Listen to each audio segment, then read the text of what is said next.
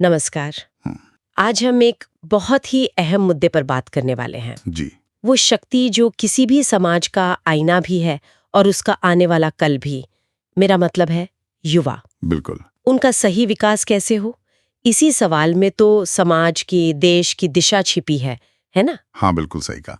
और इसी सवाल का एक गहरा, एक व्यवस्थित जवाब देने की कोशिश करता है एक लेख, युवा चेतना विकास जीवन विद्या कार्य योजना। अच्छा। ये लेख आदरणीय ए नागराज जी द्वारा प्रस्तावित जो मध्यस्थ दर्शन है, जिसे जीवन विद्या भी कहते हैं, हाँ हाँ, सुना है। उस नजरिए पर आधारित है।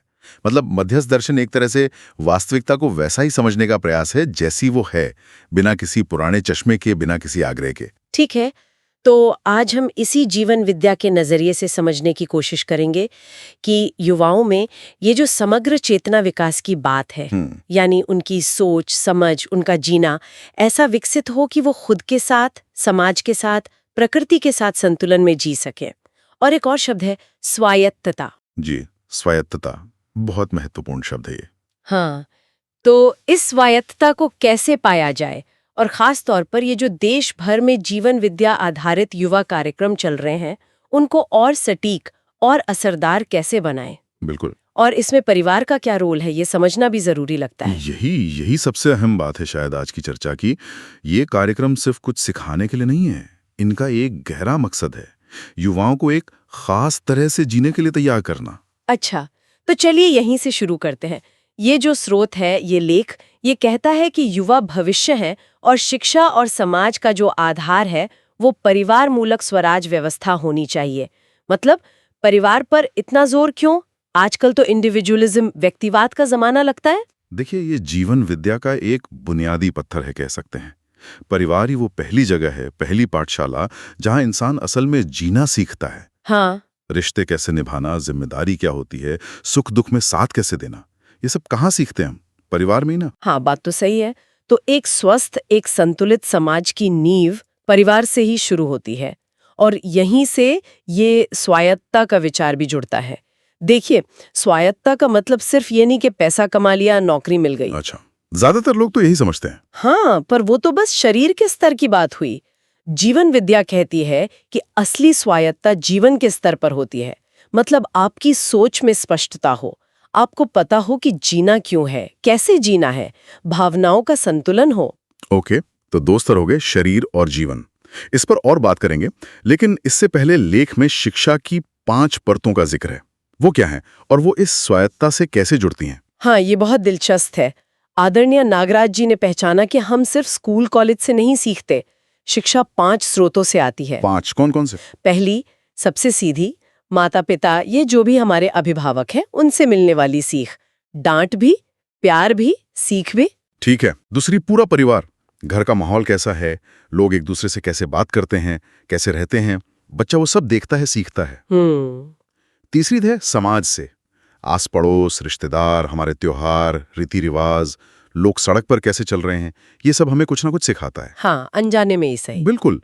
चौथी, वो जो हम सब जानते हैं, स्कूल कॉलेज शिक्षण संस्थान, फॉर्मल एजुकेशन। हाँ, औपचारिक शिक्षा। और पांचवी भी बहुत महत्वपूर्ण है, नैसर्गिक वातावरण यानी प्रकृति और मानव निर्मित वातावरण। मौसम कैसे बदलता है, पेड़ कैसे उगते हैं, या शहर में ट्रैफिक कैसे चलता है, इन सब से भी हम सीखते हैं। तो ये 5 अलग-अलग सोर्स हो गए सीखने के। सोर्स अलग दिखते हैं, पर इनका लक्ष्य एक होना चाहिए। और यही बात उलझती है आजकल। कैसे? सोचिए, घर पर माँ बाप कह रहे हैं सच बोलो, स्कूल में सिखा रहे हैं ईमानदारी अच्छी बात है, और बाहर समाज में दिख रहा है कि झूठ बोलकर, बेईमानी करके काम ज्यादा आसानी से हो रहा है। हाँ, ये तो होता है। बहुत कंफ्यूजन होता है युवाओं को। बिल्कुल। तो जब इन 5 परतों में तालमेल नहीं होगा, एक दिशा नहीं होगी, तो युवा भ्रमित होगा, उसका विकास आधा अधूरा होगा। वो जो सच्ची स्वायत्तता है ना, जीवन और शरीर दोनों स्तर पर संतुलन वाली, वो तभी आएगी जब ये 5 परतें एक ही गीत गाएं, एक ही दिशा में ले जाएं। ये तालमेल वाली बात, ये वाकई सोचने वाली है, क्योंकि विरोधाभास तो हर तरफ दिखता है। खैर, अगर ये शिक्षा का पूरा फ्रेमवर्क है, तो फिर इन युवा कार्यक्रमों के ठोस प्रैक्टिकल लक्ष्य क्या होने चाहिए?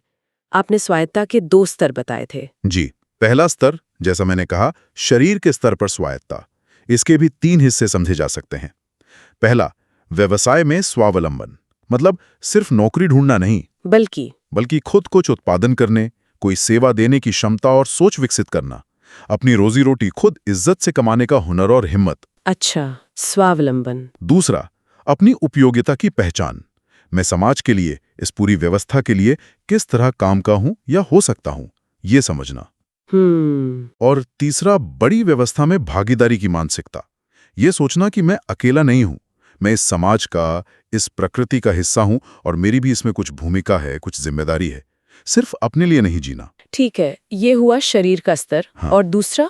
दूसरा, जो शायद ज्यादा गहरा है, वो है जीवन के स्तर पर स्वायत्तता। इसमें भी 3 मुख्य बातें हैं। पहला, स्वयं में विश्वास। Self confidence. हाँ, पर उससे भी ज्यादा अपनी समझ पर, अपने मूल्यों पर भरोसा। दुनिया क्या कह रही है या कोई तारीफ कर रहा है या बुराई, उससे बहुत ज्यादा प्रभावित हुए बिना अपने सही रास्ते पर चलने का विश्वास। ओके। और दूसरा, श्रेष्ठता का सम्मान। जो लोग समझदारी में, व्यवहार में, किसी हुनर में हमसे बेहतर हैं, उनके प्रति जलन या मुकाबला नहीं, बल्कि सीखने का भाव, आदर का भाव। ये मुश्किल है आजकल। मुश्किल है, पर जरूरी है। और तीसरा, प्रतिभा और व्यक्तित्व में संतुलन। मतलब आप में जो खास हुनर है, टैलेंट है, मान लीजिए कोई अच्छा गाता है, कोई अच्छा लिखता है, और जैसा आपका व्यवहार है लोगों के साथ, आपका कैरेक्टर, इन दोनों में तालमेल हो। ऐसा ना हो कि प्रतिभा बहुत है पर व्यवहार ठीक नहीं। समझ गया।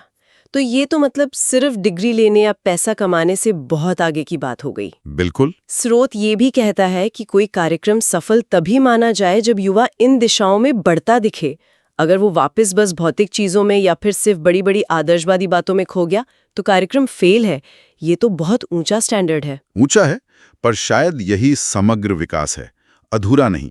अगर हम इसे बड़ी तस्वीर से जोड़ें, जीवन विद्या बात करती है समाधान और समृद्धि की। समाधान और समृद्धि। समाधान मतलब जीवन के स्तर पर स्पष्टता, खुशी, शांति। और समृद्धि मतलब शरीर के स्तर पर जरूरतें पूरी होना और उससे ज्यादा का भाव होना। तो सफलता का मतलब है इन दोनों के संतुलन की ओर बढ़ना, सिर्फ पैसा या सिर्फ ख्याली पुलाव नहीं। तो ये ढांचा सफलता को एक नए तरीके से देख रहा है। हाँ, एक ज्यादा मानवीय, ज्यादा संतुलित तरीके से। लेकिन इस रास्ते पर चलना आसान तो नहीं होगा। स्रोत आज के युवाओं की कुछ आम मुश्किलों का भी जिक्र करता है, जैसे लोगों से घुलने मिलने में दिक्कत, सामाजिक व्यवहार में कमी। हाँ, ये दिखता है। फिर बड़ी व्यवस्था, समाज, देश, दुनिया, इसके प्रति अपनी जिम्मेदारी का एहसास कम होना। छोटी छोटी चीजों में अटक जाना, जैसे एग्जाम के नंबर या सोशल मीडिया पे कितने लाइक्स मिले। तात्कालिक प्रमाणों में उलझना। हाँ, और कई बार एक तरह की दिशाहीनता, पता नहीं क्या करना है, क्यों करना है, या फिर एक निष्क्रियता, कुछ करने का मन ही नहीं। ये सब चुनौतियां, वो जो स्वायत्तता की बात हम कर रहे थे, उसे पाने में रुकावट कैसे बनती है? ये तो सीधी रुकावटें हैं। सोचिए, अगर व्यवहार ही ठीक नहीं तो परिवार में, समाज में कैसे जिएंगे, रिश्ते कैसे बनेंगे? सही बात है। अगर बड़ी व्यवस्था से जुड़ाव महसूस नहीं होता तो वो जो स्वावलंबन के साथ समाज के प्रति जिम्मेदारी की बात थी, वो कैसे आएगी? अगर छोटी सफलताओं या सर्टिफिकेट्स में ही उलझ गए तो जीवन के असली लक्ष्य, वो समाधान, वो संतुलन, वो कैसे मिलेगा? और दिशाहीनता तो खैर सीधे सीधे जीवन स्तरीय स्वायत्ता के बिल्कुल उलट है। हाँ। और ये चुनौतियां आज क्यों हैं? इसके कई कारण हो सकते हैं। हमारी शिक्षा का दबाव, ये जो उपभोक्तावादी संस्कृति है, परिवारों का टूटना, बहुत कुछ है। तो इन चुनौतियों से निपटने के लिए और वो जो स्वायत्तता की मंजिल है उसकी तरफ बढ़ने के लिए ये दर्शन क्या रास्ता सुझाता है? यहीं पर शायद वो 4 अभ्यास आते हैं जिनका जिक्र है लेख में। बिल्कुल सही पकड़ा आपने। ये 4 अभ्यास ही हैं जो इस दर्शन को थ्योरी से प्रैक्टिस में लाते हैं, जीने का तरीका बनाते हैं। कौन से हैं ये 4 अभ्यास? पहला है शास्त्र अभ्यास। शास्त्र मतलब यहाँ सिर्फ पुरानी किताबें नहीं, जीवन विद्या का जो पूरा वांग्मय है, जो दर्शन है, उसको पढ़ना, समझना, उस पर सोचना, सवाल करना, और अकेले नहीं, समूह में बैठकर चर्चा करना, गोष्ठी कहते हैं इसे। अच्छा, तो ये समझ बनाने के लिए है। हाँ, ये वैचारिक आधार देता है, क्लैरिटी लाता है। ठीक है। दूसरा? दूसरा है कर्म अभ्यास। ये सीधे सीधे स्वावलंबन से जुड़ा है। इसमें 3 चीजें हैं, उत्पादन, विनिमय और कोश। उत्पादन, विनिमय, कोश मतलब? उत्पादन मतलब कुछ बनाना, कुछ उगाना। अच्छा। कोई हुनर सीखना जिससे आप अपनी जरूरतें पूरी कर सकें। विनिमय मतलब लेन देन की सही समझ, न्यायपूर्वक लेन देन कैसे हो। और कोश मतलब जो संसाधन है, पैसा है, उसका सही प्रबंधन, सही उपयोग। ये शरीर के स्तर की स्वायत्ता का प्रैक्टिकल अभ्यास है। ओके। तीसरा और चौथा? तीसरा है व्यवहार अभ्यास। ये है सामाजिकता का अभ्यास। मानवीय रिश्तों को जीने का अभ्यास, छोटी छोटी गोष्ठियां करना, मिलकर कोई काम करना, जैसे किसी शिविर में, परिवार और समाज के कार्यक्रमों में सही तरीके से भाग लेना, इन सब से व्यवहार सुधरता है। और चौथा है व्यवस्था में भागीदारी का अभ्यास। ये सिर्फ अपने या अपने परिवार तक सीमित ना रहकर थोड़े बड़े दायरे में सोचना और जिम्मेदारी लेना सीखना है। मान लीजिए अपने मोहल्ले की कोई समस्या है या कॉलेज में कोई काम है, उसमें आगे बढ़कर हिस्सा लेना। इससे नेतृत्व क्षमता, साथ मिलकर काम करने की समझ विकसित होती है। समझ गया। शास्त्र, कर्म, व्यवहार और व्यवस्था में भागीदारी, और इन चारों को रोज की जिंदगी में उतारने के लिए एक दिनचर्या की बात भी कही गई है। मतलब ये कोई खास मौकों पर करने वाली चीजें नहीं है। नहीं, बिल्कुल नहीं। यही तो असली बात है। ये कोई हॉबी क्लास नहीं है, ये जीने का तरीका है। एक अनुशासित, संतुलित दिनचर्या बनाना, जिसमें इन चारों अभ्यासों के लिए वक्त हो, जगह हो, वही इस पूरी प्रक्रिया को हकीकत बनाता है। रोजमर्रा की जिंदगी में हाँ, सुबह उठने से लेकर रात सोने तक अपने कामों को इस तरह से प्लान करना कि आपकी समझ भी बढ़े, शास्त्र, आप कुछ उपयोगी काम भी करें, कर्म, आपके रिश्ते भी बेहतर हों, व्यवहार, और आप अपने आसपास की व्यवस्था में भी कुछ योगदान दें, व्यवस्था। ये सिर्फ टाइम टेबल नहीं, ये एक तरह से अपने जीवन को डिजाइन करना है। अच्छा, तो ये अभ्यास हो गए, दिनचर्या हो गई। लेकिन अब उस मुद्दे पर आते हैं जिस पर हमें खास ध्यान देने को कहा गया था, परिवार और संस्थाओं की भूमिका। जी। स्रोत कहता है कि ये अभ्यास, ये दिनचर्या, ये सब ठीक है, पर इनके साथ साथ परिवार और समाज से लगातार क्या शब्द थे, हाँ, संरक्षण, संवर्धन और प्रोत्साहन मिलना भी उतना ही जरूरी है। बिल्कुल। और यहाँ एक बहुत बहुत महत्वपूर्ण बात कही गई है कि ये जो संस्थाएं हैं, जैसे जीवन विद्या के केंद्र हैं या दूसरे शिक्षण संस्थान, वो तो केवल एक छोटा पुश है, एक छोटा धक्का। असली काम कहाँ होता है? देखिए, ये इस पूरे मॉडल का दिल है, कह सकते हैं। इसे समझना बहुत जरूरी है, खासकर जो लोग युवाओं के साथ काम कर रहे हैं। हाँ। जानना, समझना, सीखना, ये एक हिस्सा है, पर जीना बिल्कुल दूसरी बात है। और जीना कहाँ होता है? परिवार में। हाँ, जीना परिवार में होता है, समाज में होता है। संस्थाएं आपको सिद्धांत समझा सकती हैं, शायद कोई हुनर सिखा दें, आपको मोटिवेट कर दें, एक अच्छा माहौल दे दें थोड़े समय के लिए। ये सब बहुत अच्छा है, जरूरी भी है।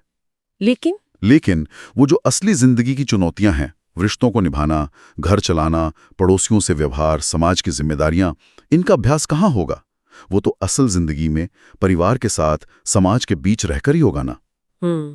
इसीलिए संस्थाएं एक जरूरी पुश या धक्का दे सकती हैं, खासकर तब जब शायद घर का माहौल उतना साथ देने वाला ना हो। पर वो परिवार की जगह नहीं ले सकती, वो विकल्प नहीं है। तो मतलब आप कह रहे हैं कि कोई भी युवा संस्था में जाके कितना भी अच्छा सीख ले, समझ ले, अगर उसे घर पे वो माहौल नहीं मिलता, वो प्रैक्टिस करने का मौका नहीं मिलता, घर वाले उस तरह से सोचते जीते नहीं है, तो वो विकास अधूरा रह जाएगा। लेख का और जीवन विद्या के दर्शन का निष्कर्ष यही है, सच्चा, पूरा, सर्वांगीण विकास, यानी शरीर और जीवन दोनों स्तरों पर पूरी तरह स्वायत्त और संतुलित होना।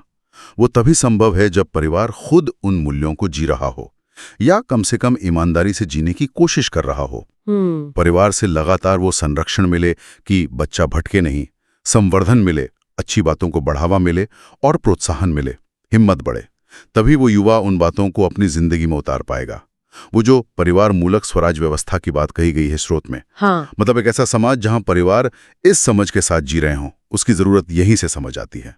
उसके बिना शायद पूरी बात नहीं बनेगी। लेकिन अगर आज वैसा आदर्श माहौल नहीं है, जो कि ज्यादातर जगहों पर शायद सच्ची है, तो क्या इन संस्थाओं में जाना, सीखना, ये अभ्यास करना, क्या ये सब बेकार है? फिर इसका कोई मतलब नहीं? नहीं, ऐसा बिल्कुल नहीं। स्रोत इस बारे में बहुत साफ है। वो कहता है कि अध्ययन और अभ्यास फिर भी सार्थक है, बिल्कुल सार्थक है। अच्छा, कैसे? अरे भाई, कुछ तो फायदा होगा ही। कम से कम व्यक्ति की अपनी समझ तो बढ़ेगी। हो सकता है वो थोड़ा स्वावलंबी बन जाए, हो सकता है उसका गुस्सा कम हो जाए, रिश्तों में थोड़ी नरमी आ जाए। ये सब भी तो बड़ी बातें हैं ना। हाँ, ये भी सही है। तो फायदा तो है, इसे निरर्थक नहीं कहा जा सकता। लेकिन वो जो एक संपूर्णता की बात है, वो जो पूरी व्यवस्था में समाधान समृद्धि पूर्वक जीने और भागीदारी करने की बात है, उसके लिए पारिवारिक और सामाजिक स्तर पर भी उसी नजरिए का होना जरूरी हो जाता है। तो ये एक सवाल जरूर खड़ा होता है कि सिर्फ संस्थाओं के भरोसे हम कहां तक पहुंच सकते हैं, हमें अपनी उम्मीदें कितनी रखनी चाहिए। तो फिर इन संस्थाओं को जो ये कार्यक्रम चला रही हैं, उन्हें अपनी भूमिका कैसे देखनी चाहिए, उन्हें क्या करना चाहिए जिससे उनका प्रयास ज्यादा सार्थक हो? स्रोत कुछ सुझाव देता है। पहला, उद्देश्य की स्पष्टता।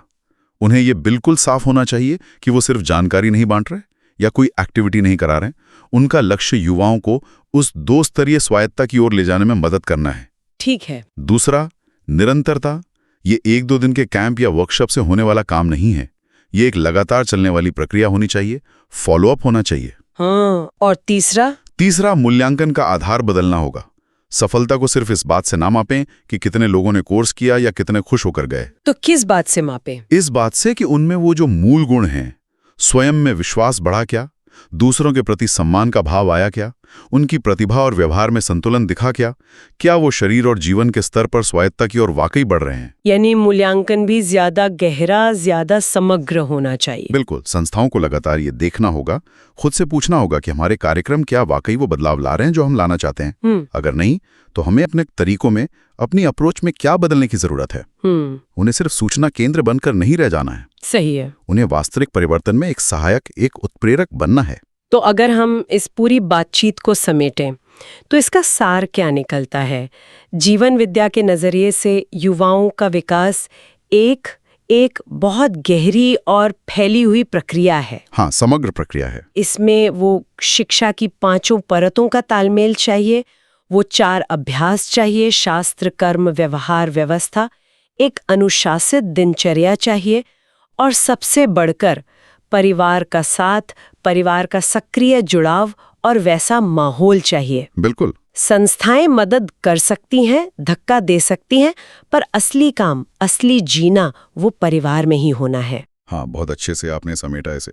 और यहीं पर वो जरूरी बात भी कह देना चाहता हूँ जो हमें याद रखने को कहा गया था। जी बिल्कुल। कि ये पूरी चर्चा आदरणीय ए नागराज जी द्वारा प्रस्तावित मध्यस्थ दर्शन यानी जीवन विद्या की रोशनी में और जो स्रोत हमें उपलब्ध कराया गया उसके आधार पर हो रही है। अगर इस बातचीत में कहीं किसी बात की व्याख्या में या किसी तथ्य में कोई भी अंतर या संशय किसी को लगता है तो अंतिम और प्रामाणिक आदरणीय नागराज जी द्वारा लिखा गया मूल साहित्य ही माना जाना चाहिए। ये स्पष्टता बहुत जरूरी है। धन्यवाद। तो अब श्रोताओं के लिए एक आखिरी सवाल या विचार छोड़ते हैं। हमने ये तो समझा कि सच्चा अभ्यास और पूरा विकास तो परिवार में और एक आदर्श परिवार मूलक स्वराज व्यवस्था में ही हो सकता है। हाँ। और ये भी माना कि वो आदर्श स्थिति अभी शायद पूरी तरह से है नहीं। सही है। तो ऐसे में एक व्यक्ति या एक परिवार आज इसी समाज में अपनी मौजूदा हालत में रहते हुए भी इन सिद्धांतों को समझने और जीने की दिशा में और अपने घर के युवाओं को इस तरफ बढ़ाने में मदद करने के लिए कौन से छोटे छोटे व्यावहारिक कदम उठा सकता है? जरूरी नहीं कि हम पूरी दुनिया बदलने का इंतजार करें। शायद शुरुआत अपने घर से, अपने व्यवहार से, अपनी सोच से हो सकती है। सोचने वाली बात है। हाँ, इस पर सोचा जा सकता है।